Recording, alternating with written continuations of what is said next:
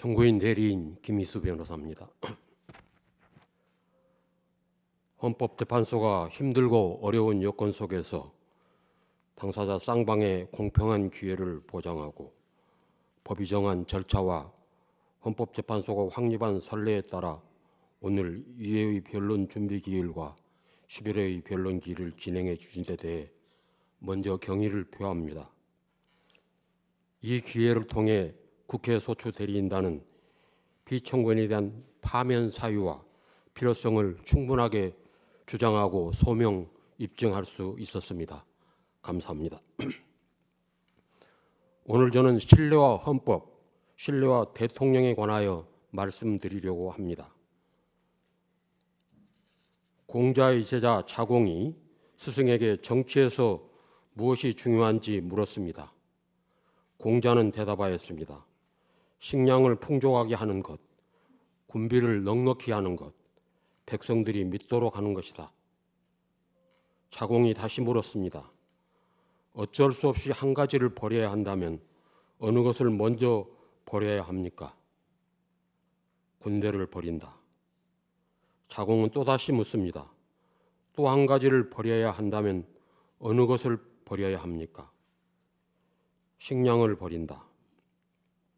예로부터 죽음은 모두에게 있는 것이지만 백성들의 믿음이 없으면 나라는 존립하지 못한다. 논어의 안연편 제7절에 나오는 구절입니다. 우리 국민들에게 정치에서 무엇이 중요한지 묻는다면 어떤 대답이 나올지 궁금합니다. 전쟁과 굶주림에 참혹한 기억을 간직하고 있는 세대라면 아마도 국방이 가장 중요한 것이고 또한 식량이라고 할지 모르겠습니다. 그런데 공자가 살았던 BC 5세기 춘추 시대의 말기는 그야말로 굶주림과 전쟁이 끊임없이 이어졌던 시대였습니다.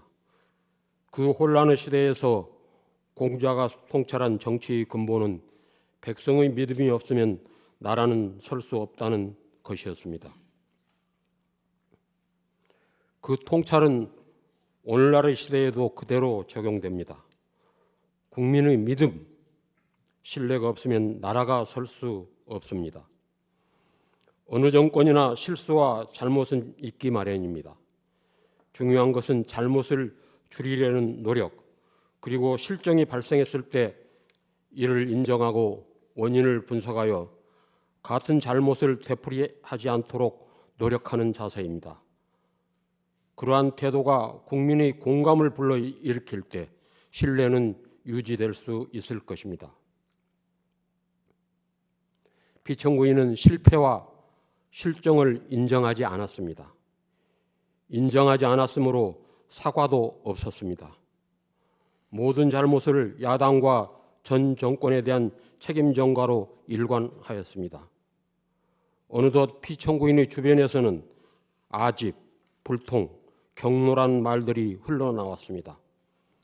특히 그의 인사권 행사는 최악이었습니다.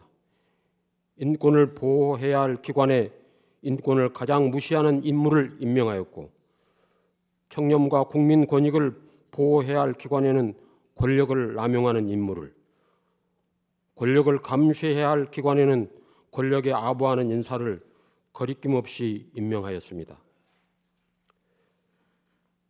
배우자에 대한 의혹은 피청구인이 가장 큰 리스크였다고 할 수 있습니다.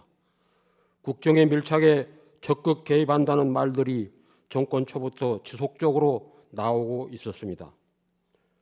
주가 조작, 명품백 수수 혐의 등에 대해 야당이 제출한 특별검사 법안에 대통령은 거부권을 고집스럽게 행사하였습니다. 최상병 특검법 등 다른 법안들에 대해서도 마찬가지였습니다. 피청구인도 국민으로부터 신뢰와 존경을 얻고 싶었을 것입니다. 그가 자신의 위기를 벗어나기 위해 사용한 것은 국가 긴급권과 국군 통수권이었습니다. 비상계엄이라는 극단적인 수단으로 자신의 정치적 반대자를 척결, 곧 없애버리고자 하였습니다. 주권자를 보호하는 데 사용해야 할 헌법상의 권력을 주권자를 공격하는 도구로 사용했습니다. 그의 비상계엄은 헌법에 명시적으로 규정된 요건과 절차에 전혀 맞지 않았고 국회의 계엄 해제 의결을 폭력을 써서 저지하려 했으나 노렸던 반전은 일어나지 않았습니다. 계엄 실행 과정이 실패로 돌아가자 피청구인은 심지어 자신의 명령을 수행한 부하들에게조차 신의를 다하지 않았습니다. 자신의 책임을 모면하기 위해 부하들에게 모든 죄책을 떠넘기며 그들의 충성심을 배반하였습니다. 이러한 피청구인이 국민으로부터 신뢰와 존경을 얻으려 했다면 참으로 아이러니한 일입니다. 대통령은 국정 최고 책임자로서 최고의 권력자입니다. 헌법은 대통령이 최고의 권력을 갖고 있기에 그에게 헌법 수호 책임을 부여하고 있습니다. 대통령이 취임식에서 헌법을 준수하겠다는 선서를 하는 순간은 취임식의 하이라이트이며 가장 엄숙한 시간입니다. 헌법을 수호하고 준수하겠다는 것은 국민들과 대통령과의 약속이므로 그 약속을 지키는 것이야말로 국민들로부터 신뢰를 받는 절대적 조건입니다. 피청구인이 위반한 헌법 규정과 원칙들은 민주주의 체제를 지키는 가장 중요한 것입니다. 그러므로 피청구인은 대통령으로서 헌법 수호의 책임을 다하지 못했다는 정도에 그치는 것이 아니라 적극적으로 헌법을 파괴하는 행위로까지 나아간 것입니다. 국민들이 부여한 신뢰를 최악의 방법으로 배신함으로써 민주공화국에 대한 반역 행위를 저지른 것입니다. 공자는 정치에 대한 신뢰가 없으면 나라가 존립하지 못한다고 강조하였습니다. 공자가 말한 정치에 대한 신뢰를 오늘날의 언어로 바꾸어 말한다면 헌법에 대한 신뢰, 민주주의에 대한 신뢰라고 말할 수 있습니다. 민주주의가 보호하는 것들은 특별한 것들이 아닙니다. 상식적이고 평범한 것들입니다. 민주공화국, 인간으로서의 존엄과 가치, 법 앞의 평등, 양심의 자유, 언론 출판의 자유, 집회 결사의 자유, 학문과 예술의 자유, 보통 평등 직접 비밀 선거의 원칙 같은 것들입니다. 헌법에는 민주주의가 보호하는 이런 원칙들, 평범하지만 소중한 권리들이 적혀 있습니다. 이들은 우리 일상에서 상식적이고 평범한 것들이지만 결코 당연한 것은 아니었습니다. 이 평범한 민주주의 가치를 지키기 위해서 많은 사람들이 목숨을 걸어야 했고 피를 흘려야 했습니다. 자신의 삶을 걸고 싸워온 이 가치는 그대로 미래로 이어져 가야 합니다. 역사는 우리에게 경고합니다. 민주주의는 스스로 지키지 않을 때 왜곡되고 훼손되며 결국 무너지고 맙니다.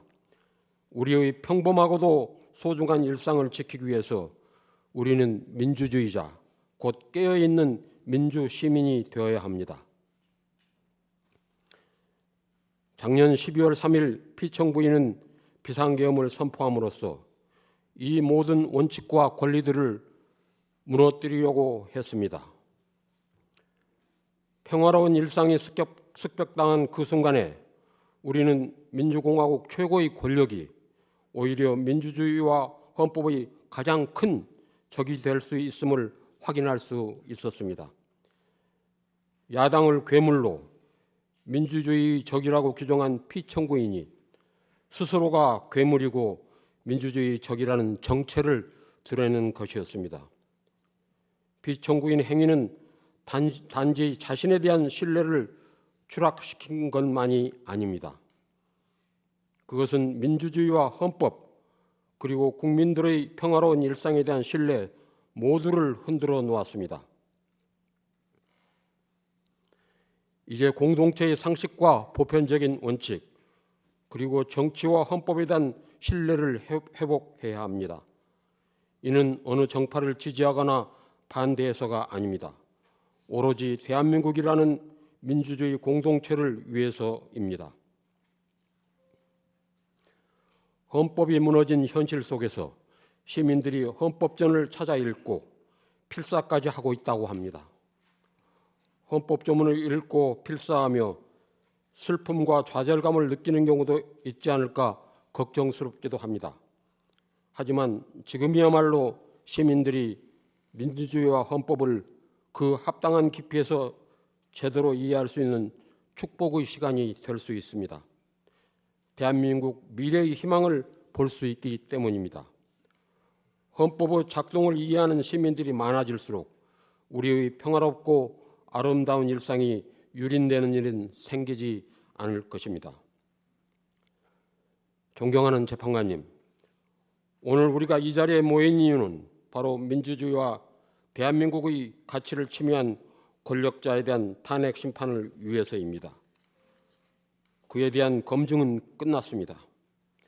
사람에게 충성하지 않는, 하지만 충성만을 받고자 했던 인물, 상식을 뛰어넘는 언동으로 일방통행만을 일삼았던 인물, 손에 왕자를 새기고 나타난 인물, 대규모 군사 퍼레이드를 즐기며 역대 독재자 대통령들을 찬양한 인물, 헌법을 준수하거나 소화하기는커녕 파괴한 인물, 그가 대통령이 된 후 부끄러움은 온전히 국민의 몫이 되었습니다. 본 대리인은 감히 말씀드립니다.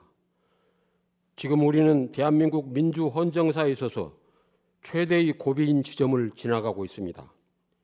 이 재판은 민주주의와 헌법을 지키는 재판이며 대한민국의 존립을 지키는 재판이 될 것입니다. 우리는 민주주의의 가치를 믿으며 그 가치를 수호하고자 합니다. 오늘 우리는 모두 민주주의자입니다. 부디 피청구인 대통령 윤석열을 파면하여 주십시오. 감사합니다.